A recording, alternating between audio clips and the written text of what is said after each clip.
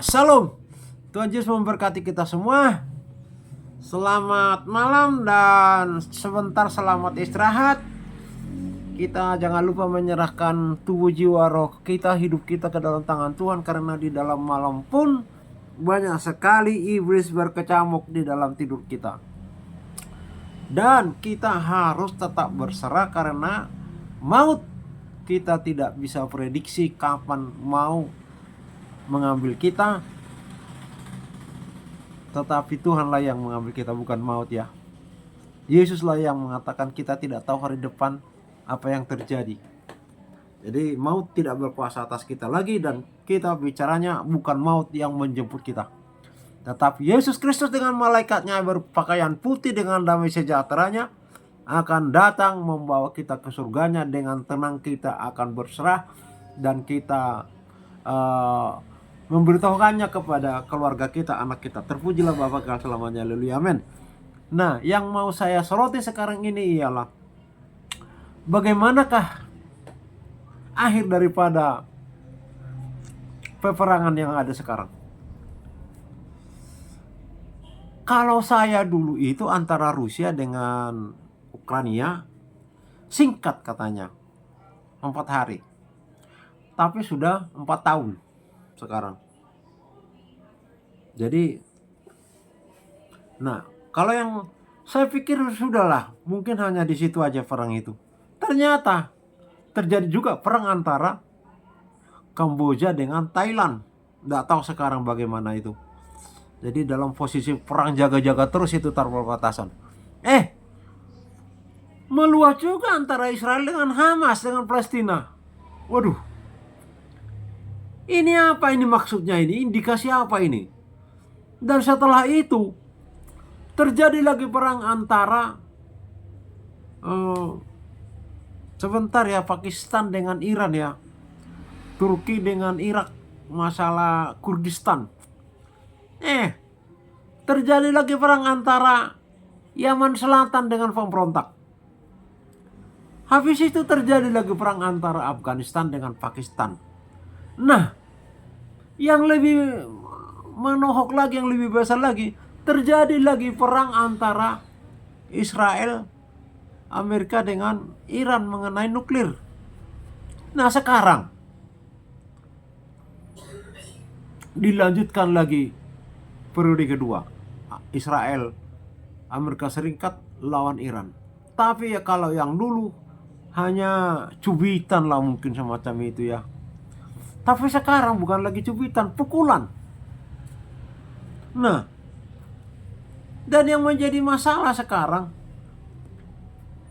negara-negara di Timur Tengah ikut terhentak mau membalas serangannya Iran kepada negara mereka, yaitu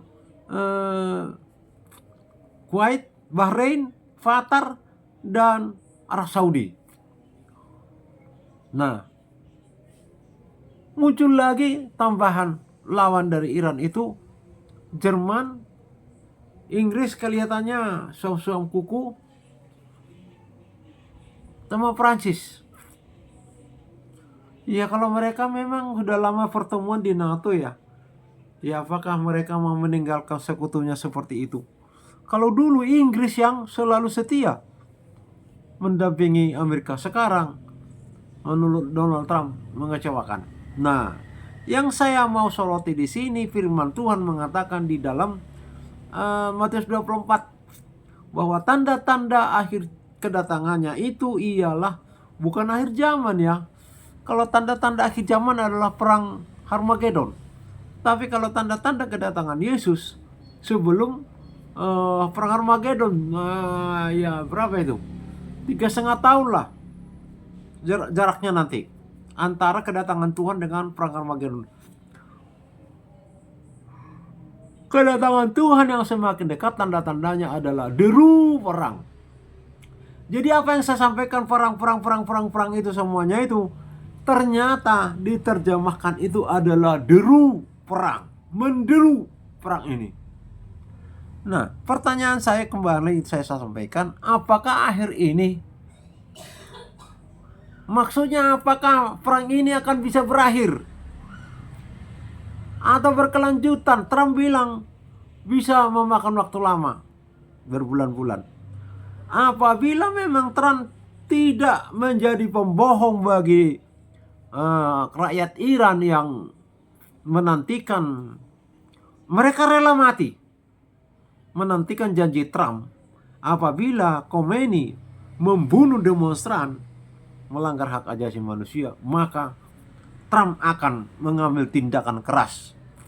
Nah, saya juga berpikir-pikir bagaimana ngomongannya Trump ini bagi demonstran, karena mereka sudah kadung beria-ria.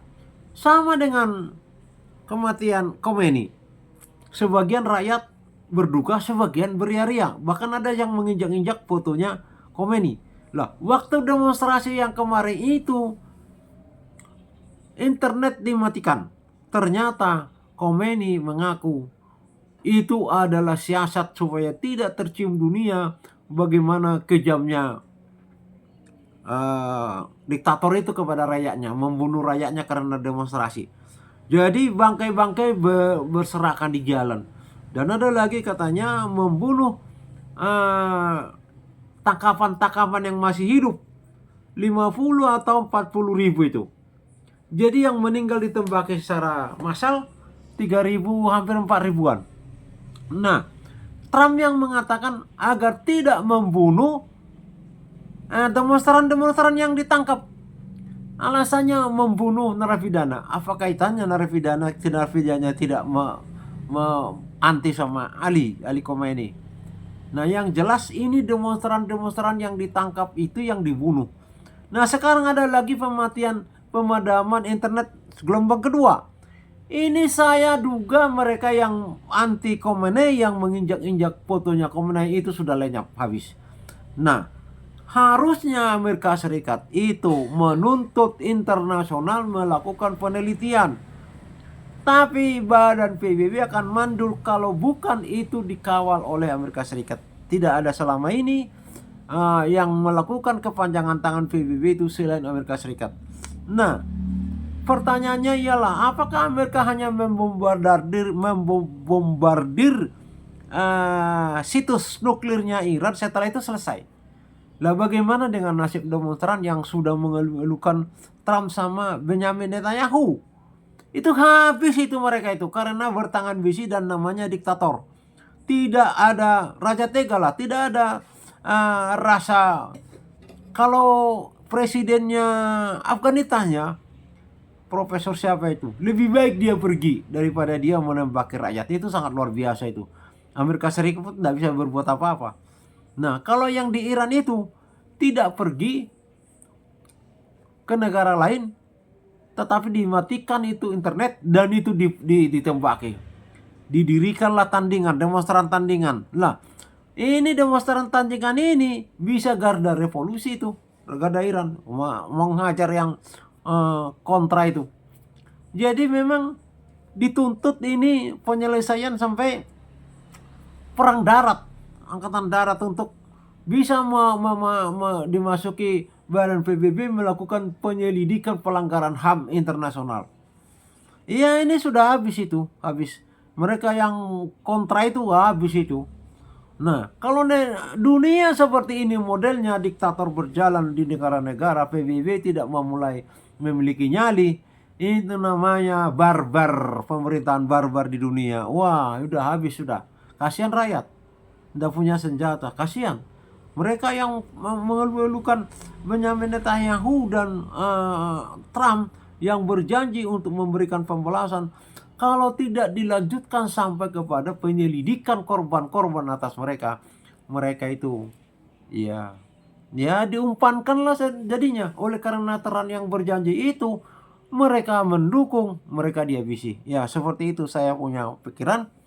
Ya, tapi pertanyaannya apakah akan berkurang perang ini atau makin tambah? Karena kalau kita perhatikan seperti tadi, makin tambah. Rusia dengan Ukraina. Di manakah kira-kira yang akan menjadi tambahnya itu? Ya itulah, saya nggak tahu. Kalau saya katakan Cina dengan Taiwan, kelihatannya juga seperti itu. Jadi barbar dunia ini tidak ada yang mengendalikan. Nah itu, karena Rusia yang memulai sebagai the big five country pemegang veto telah melakukan pengambil alihan Ukraina yang sudah merdeka. Akhirnya larilah kemana-mana. Amerika Serikat mau ribut Venezuela, Greenland, segala. Aduh sudah kacau balau lah dunia inilah. Ngeri. Kata Tuhan, itu apa yang Tuhan telah gariskan itu akan tetap terjadi. Bahwa memang kasih di dunia terhadap manusia semakin dingin, dan kasih terhadap binatang yang semakin besar, di mana pemerintahan manusia akan berpindah kepada pemerintahan binatang. Manusia yang disebut si binatang, dan dia mengaku dirinya adalah Tuhan surga, bumi, dan api neraka. Tapi dia hanya berkuasa di dunia dan di neraka tingkat pertama sekarang. Nah, itu. Jadi pemerintahan manusia pindah kepada pemerintahan Raja Setan 3,5 tahun. Habis itu terjadi perang Armageddon.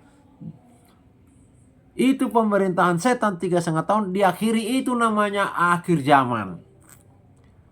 Kalau kiamat, seluruh makhluk hidup mati dibinasakan oleh api. Itulah kiamat di Kristen. Terpujilah Allah Bapa selamanya. Haleluya. Amin.